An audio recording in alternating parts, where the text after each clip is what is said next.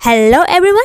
हम लोग पढ़े थे क्लास 6 साइंस का chapter 3 fibre to fabric, right, जिसका मैंने पार्ट 4 तक वीडियो बना दिया है। जिन्होंने भी उन वीडियोस को नहीं देखा वो जल्दी से भी जाए उन वीडियोस को कंप्लीट करके आए ताकि ये वीडियो भी आपको समझ में आए। उन सभी वीडियो का लिंक मैंने डिस्क्रिप्शन में दे दिया, वहाँ से आप वो वीडियो देख सकते हैं। और ये है इस चैप्टर का पार्ट 5 जो कि इस चैप्टर का लास्ट पार्ट है। तो देर किस बात की, चलिए चैप्टर को करते हैं continue. Topic is history of clothing material. ठीक है, तो चलिए यहाँ से पढ़ते हैं।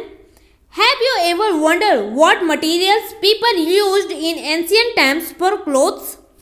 क्या आपको पता है कि पहले के समय में लोग किस मटेरियल का यूज करते थे कपड़ों के लिए? It appears that in those times people used the bark and big leaves of trees और animal skins and furs to cover themselves. पहले के समय में लोग बार्क का यूज करते थे। बार्क मतलब कि पेड़ के जो बाहर का कवर होता था, ठीक है, जिसे बार्क कहा जाता है और हिंदी में छाल कहा जाता था। ठीक है, तो उस बार्क का यूज करते थे और बड़े बड़े पेड़ों के पत्तों का यूज किया जाता था। एनिमल स्किन का यूज किया जाता था, ठीक है, जानवर के खाल का यूज किया जाता था।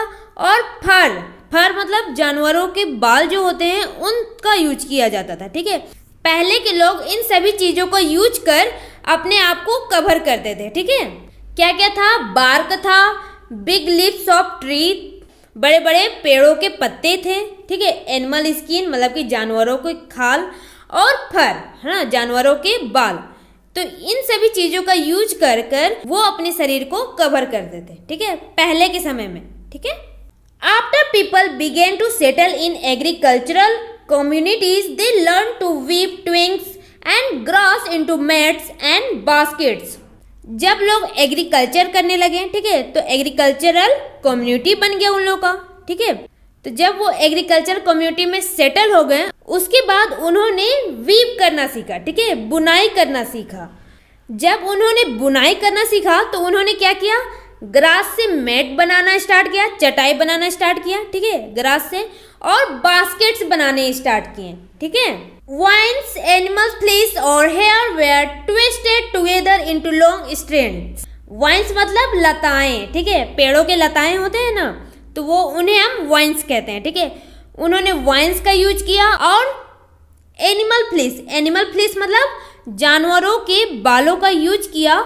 एनिमल के हेयर और लताओं को एक दूसरे में ट्विस्ट कर कर उन्होंने एक लंबे से स्ट्रैंड तैयार किए। ठीक है, लॉन्ग स्ट्रैंड रेडी कर दिया। ठीक है, this were woven into fabrics.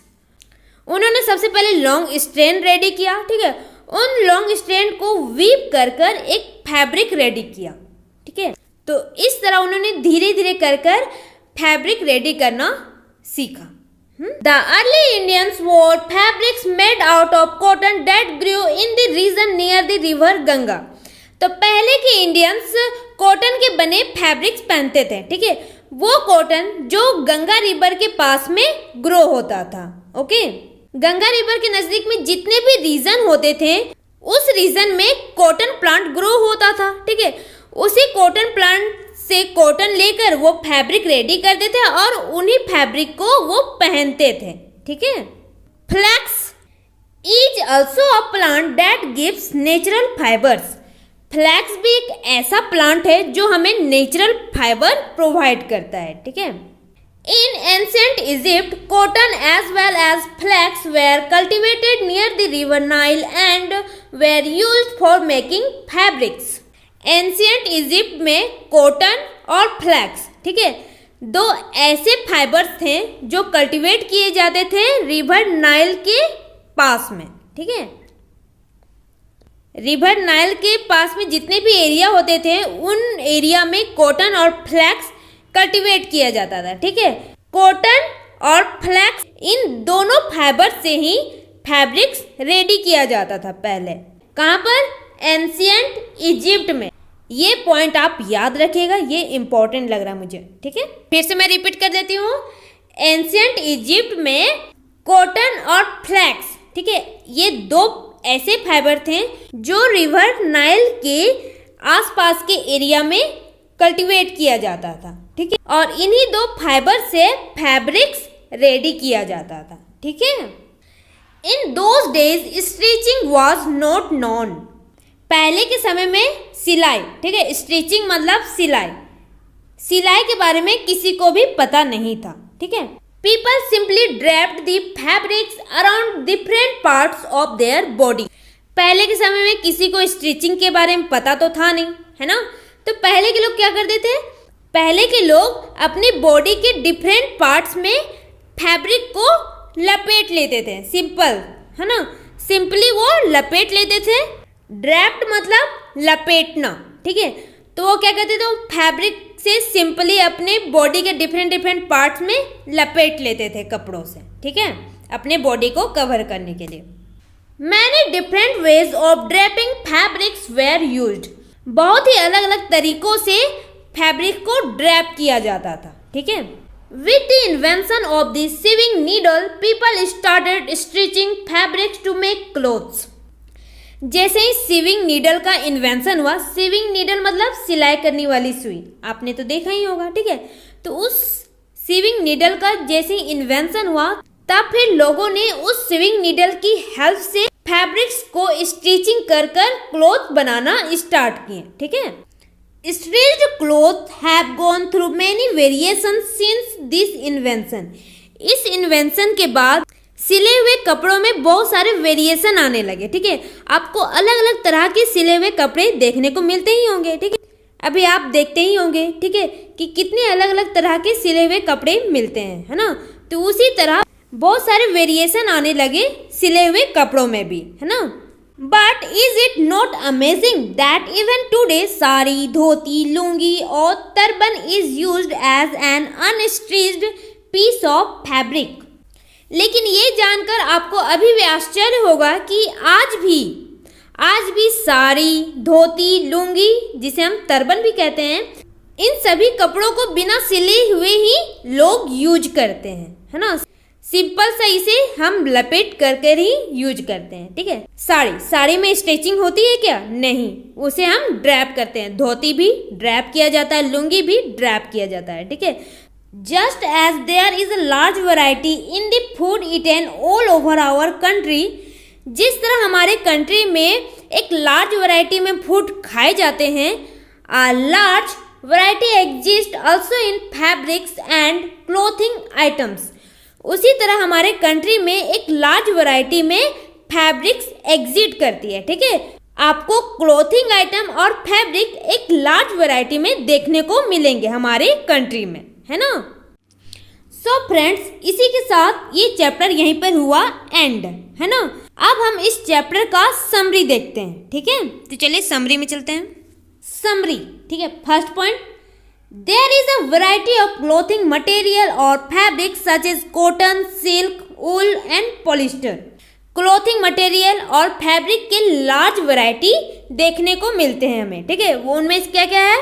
Cotton है, सिल्क है, वूल है और पॉलिस्टर है, ठीक है। तो ये सभी लार्ज वैरायटी है क्लोथिंग मटेरियल के, ठीक है। Second point, fabrics are made from yarns which in turn are made from fibers।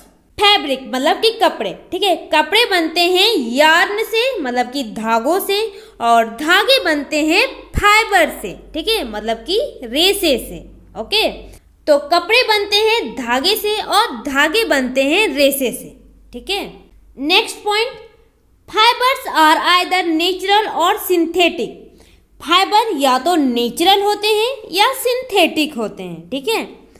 Cotton, wool, silk and jute are some natural fibres, well nylon and polyester are some examples of synthetic fibre. तो कौन कौन से नेचुरल फाइबर है?